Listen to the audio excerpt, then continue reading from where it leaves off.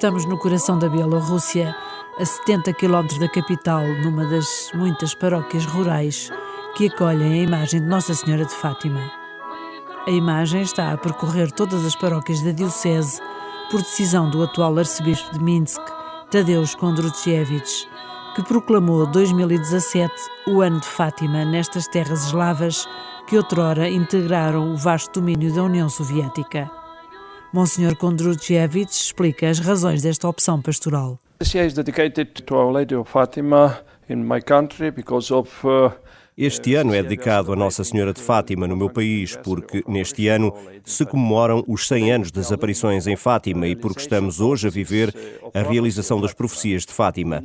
Em 1917, quando o regime comunista e ateísta chegou ao meu país e aos países da ex-União Soviética, foi uma época crucial porque Nossa Senhora profetizou a evolução histórica no meu país e nos países da ex-URSS. Profetizou dificuldades, mas ao mesmo tempo deu-nos um futuro, deu-nos esperança para o futuro. Agora somos testemunhas da realização e desta promessa, por isso gostaria que eu próprio, o meu povo e todos os fiéis fossem não só testemunhas, mas pudessem ser realmente protagonistas do cumprimento dessas promessas de Nossa Senhora de Fátima.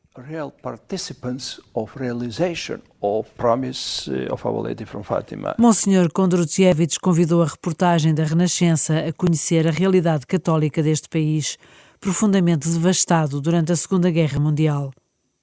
Nessa altura, a Bielorrússia perdeu 1/3 da população e mais de metade dos seus recursos económicos, mas não perdeu a fé. Durante 70 anos, a Rússia comunista espalhou o ateísmo nestas terras. Muitas igrejas fecharam, os objetos sagrados foram destruídos e os cristãos perseguidos. Cresci na União Soviética e sei o que significa viver num regime ateísta onde a religião era proibida. Foi muito difícil para mim estudar na universidade.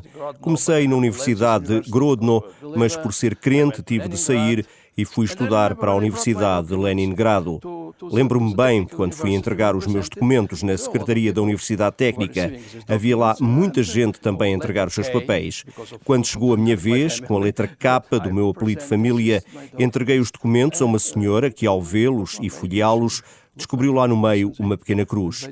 Não sei como aquela cruz foi ali parar, mas ela devolveu-me tudo e disse: toma os seus documentos e não os mostra a ninguém. Foi impressionante, porque aquele meu primeiro passo na universidade podia ter sido o último, mas não foi assim que aconteceu. Era tudo muito difícil, incluindo conseguir um bom lugar na sociedade. Era o tempo da perseguição, mas muita gente permaneceu fiel. It was time of persecution, but a lot of people, they remained faithful. A expressão pública da fé passou a ser proibida e foi nesse contexto que sucessivas gerações de católicos aprenderam a catequese em casa. Não havia sacerdotes, mas muitos fiéis continuavam a reunir-se para rezar. Algumas vezes arriscavam juntar-se numa das poucas igrejas que permaneciam abertas, apesar de não terem padre. Edviga Pasternak, hoje com 90 anos, percorria 18 quilómetros a pé até à igreja mais perto para dar catequese às crianças.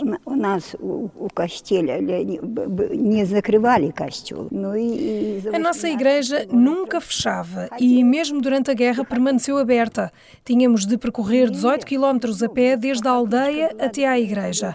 Na minha aldeia não havia igreja. Houve uma capela, mas estava arruinada porque levaram as pedras para construir a cozinha de um hospital.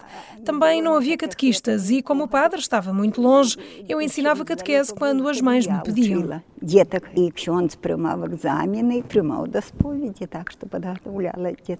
Nesses tempos difíceis, muitas igrejas foram transformadas em salas de espetáculo, armazéns de cereais e pavilhões desportivos. A reportagem da Renascença visitou algumas destas igrejas, agora recuperadas. A própria Catedral de Minsk, durante anos, esteve transformada em ginásio e durante anos os fiéis reuniram-se do lado de fora da porta a rezar. It was a gym, yeah.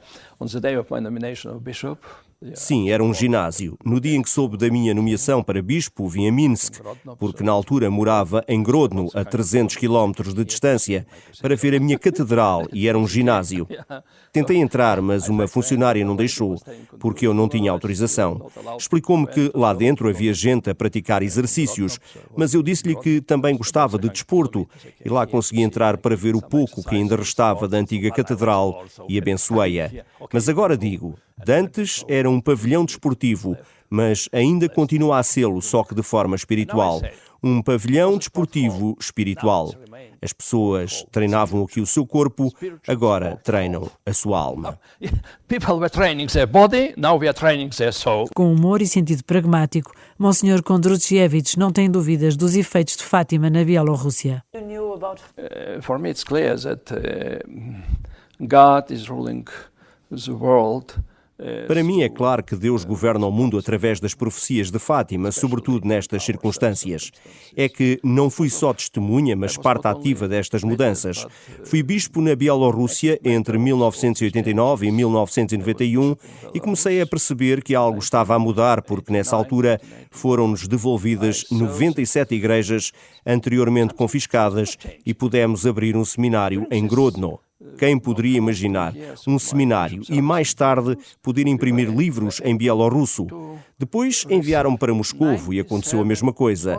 Seminário, Faculdade de Teologia Católica, várias editoras, uma rádio, a Caritas, etc. Foi tudo muito evidente para mim.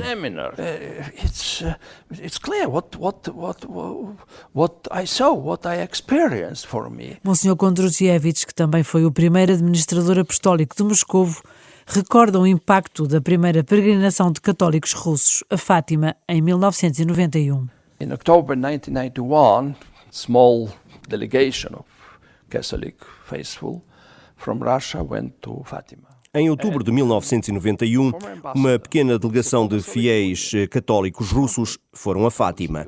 O embaixador da ex-URSS, que estava então em Portugal, soube da nossa presença e veio ter comigo. Nem sei como é que ele me descobriu, talvez porque todos falavam desse pequeno grupo que tinha vindo da Rússia e até tinha havido uma ligação televisiva entre a Praça Vermelha de Moscou e Fátima. O embaixador disse-me, eu não acredito em Deus, mas há algo de verdade nesta profecia de Fátima, porque como é que estes 3 pastorinhos, que não eram educados, não sabiam ler nem escrever, nunca tinham ouvido falar da Rússia, nem sabiam nada de geografia, mas previram a conversão e nós assistimos a isso. Tudo isto é muito importante. Por isso estou grato a Nossa Senhora de Fátima e rezo-lhe sempre pelo facto das suas promessas se terem cumprido. Grateful to her and always pray her that her prophecy really would be fulfilled. Agora que o conteúdo do segredo de Fátima já foi revelado, a atualidade mantém-se, como bem lhe explicou a irmã Lúcia. This prophecy of Our Lady touches not only Eastern countries, not only Central and Eastern Europe. As profecias de Nossa Senhora não se referem apenas aos países de leste, nem aos países da Europa Central, onde vigorou o regime comunista durante 70 anos, mas dizem respeito ao mundo inteiro. Lembro-me sempre do que me disse a irmã Lúcia num dos vários encontros que tive com ela. Na mensagem de Fátima, temos de entender a palavra Rússia como referente a todo o mundo, porque o pecado não tem nacionalidade. Por isso, nunca me canso de repetir estas palavras. O pecado não tem nacionalidade. Ou seja, todas as pessoas de todas as nacionalidades e países devem converter-se e rezar. And all people for different nationalities, different countries, they have to repent, they have to pray.